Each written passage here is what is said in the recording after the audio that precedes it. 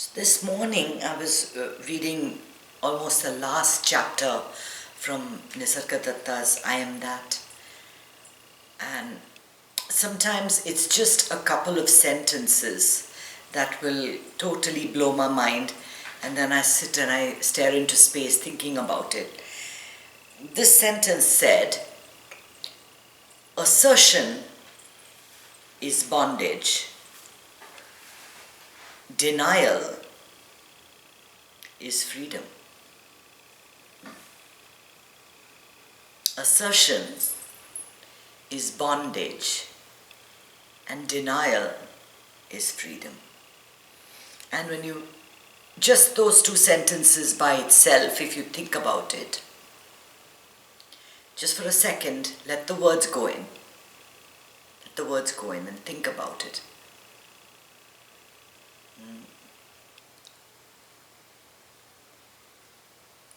Whenever you assert anything,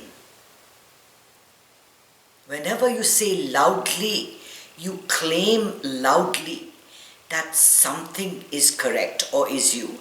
I am a woman. You have connected yourself deeply to that statement. Now, everything connected to womanhood affects you, and you are lost in that relationship.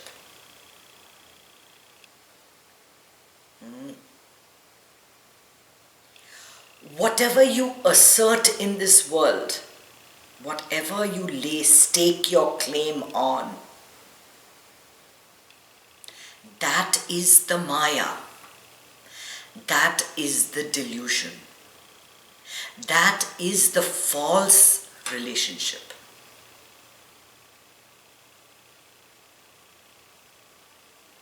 So now, if you were to read it on your own, it would probably never occur to you. You'd probably skip that sentence and go to the next. And how can denial, saying no, be freedom? Right? I always tell you to say yes. Say yes to the moment. Say yes to the moment. And here, the master is saying denial is freedom. It's when the status quo is not acceptable. That's when there is revolution. That's when you say no and there is movement, there is change towards some sort of progress, some sort of improvement, something becoming better and better. As long as you go with the way things have always gone, there is no progress. There is stagnation. There is no change. There is no learning. So denying what is happening or awakening to the moment and saying, I don't want this. Now, I've always told you to say, I want this, okay? But there are times, here I'm giving you a different perspective. Okay, you are born, and I'm watching a show, and I notice this is set in Israel, and the women are very much adhering to the way life is supposed to be for a Jewish woman. Nobody wants to change anything.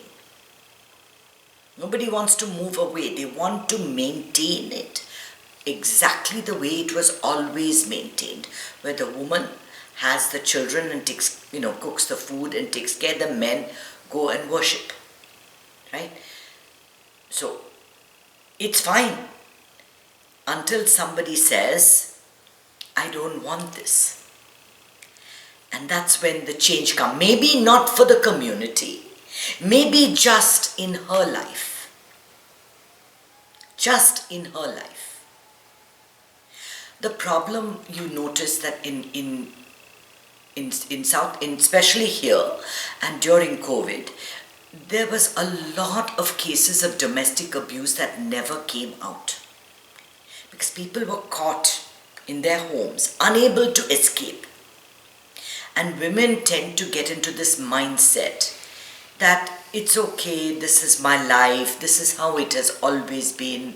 If I do something, what's going to happen to me, right? When you want to make a change, when you want to revolt, that is your awakening. That is your wake-up call. On the flip side,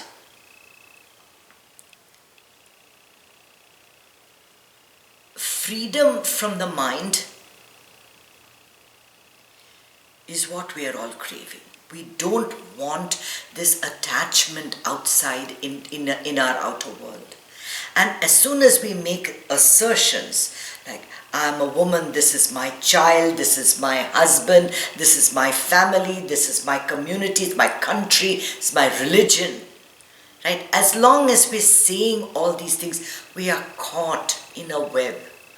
We cannot escape the delusion of the relationships, the things that are forced on us, because we have invested in that.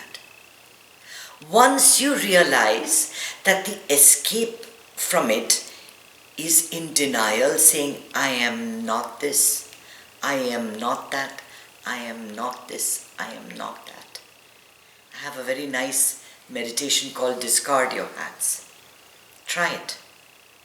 Each time you remove a relationship or an identity, you become a little more free. You can breathe a little easier. Every relationship binds us to this body-mind complex.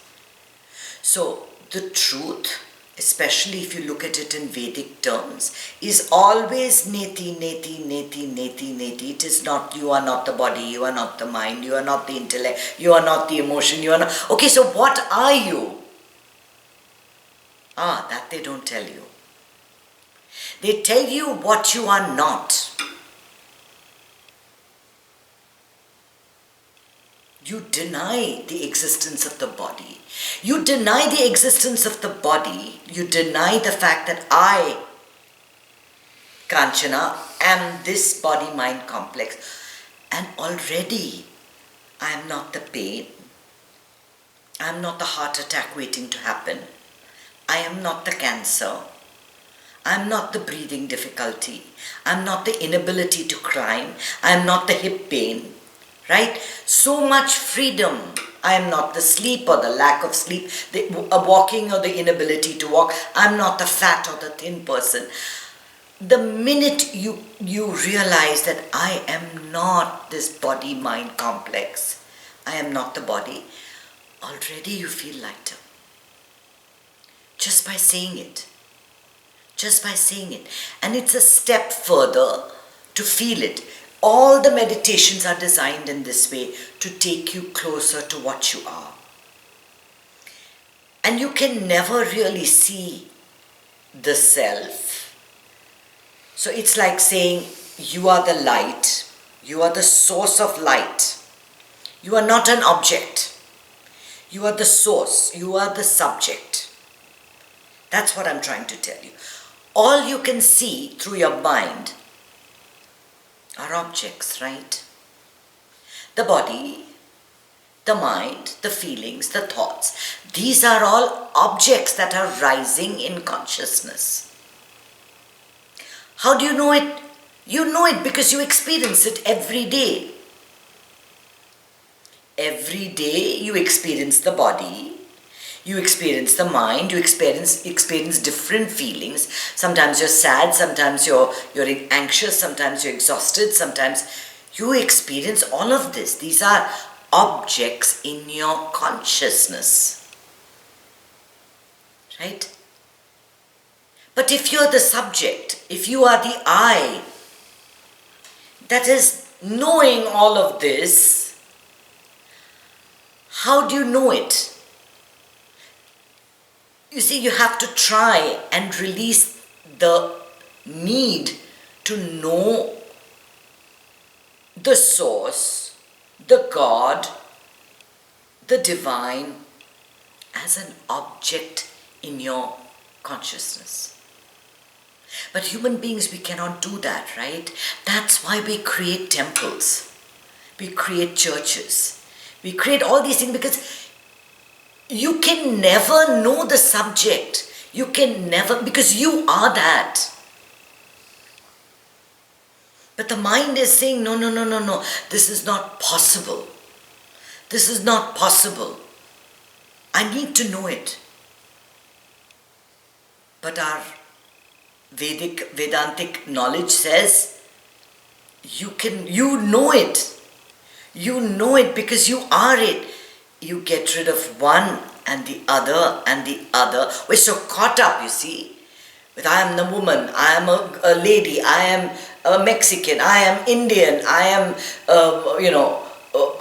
emotional, I am not emotional, I am kind, I am this and that. So many things we're caught up in. How do you find who the I is?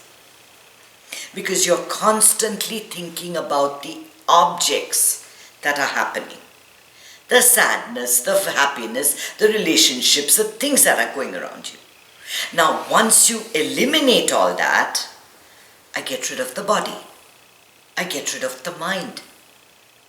Now, mind has so many components to it. It's got the ego, it's got intelligence, it's got thoughts, it's got feelings, it's got so many things to it. If I got rid of thoughts completely, what is left? That silent observer that does not record a single sensation, that does not feel a single thing, to whom the Holocaust in Europe is the same as the flowering of a tulip somewhere else, or the birth of a giraffe in Africa. Just an event taking place. No reaction, no feelings rising, nothing. Neti, neti, neti, neti, neti. You let things go. As you let things go, you come to the source. Krishna is always represented, surrounded by 100 gopis, women dancing. Those dancing gopis are supposed to be thoughts. And in between the thoughts, you get a tantalizing image of Krishna playing the flute in the center. Right? That is the imagery of the source. It comes in between. And even in meditation, if you get to a few seconds of that feeling, it's great. What are these talks that I give week after week? What am I trying to do? I'm trying to create awareness in you in your working day, to help you wake up when things get too difficult. A conversation with your daughter that has gone, you never call me, you're calling me late, you're calling me too often, you never return my call, and become something else. That's when you pull out, I am not a mother, I am not this, I am not a relationship. Let anything happen. I don't mind. The I doesn't mind what happens. It's okay. Things go bad, things go good, things go bad, things go good. What does it matter? What does it matter? I had a very aha moment last night when I was reading a book with some autobiography of a famous author. And the whole chapter was about him losing his sister and saying goodbye. And it was a very painful chapter that I read. And then I turned it off and I said, I can't go to sleep in this state of mind. And I started watching the life cycle of the Homo habilis. Okay, a hominid that lived on this earth 2.5 million years ago. And then you think, how many people have lived and gone? What's one more death? Why the sadness? Is anyone sad that several species of humans have been eradicated from this earth? No. Do you think about it? No. But you're consumed with sadness if somebody in your immediate environment is hurt. Isn't it? Whatever we assert becomes our identity. Denial is in waking up and saying, I am not that. I am the joy, the peace, the serenity, the calmness, the non-judgmental self that sits between thoughts, completely silent. Completely silent. So while you can't really know that self, just knowing that that's what you are gets you closer and closer and closer to it. Instead of magnifying this self that we've created, this person who's 5'3" with black hair or brown hair and this color eyebrows and these kind of earrings and glasses or no glasses. We're creating a false identity and wondering why we are so unhappy. All your assertions, all the things you are loud and talkative and vociferous about, they are not real. And as you wake up, you get rid of this, you deny this, you deny that, neti, and approach the self.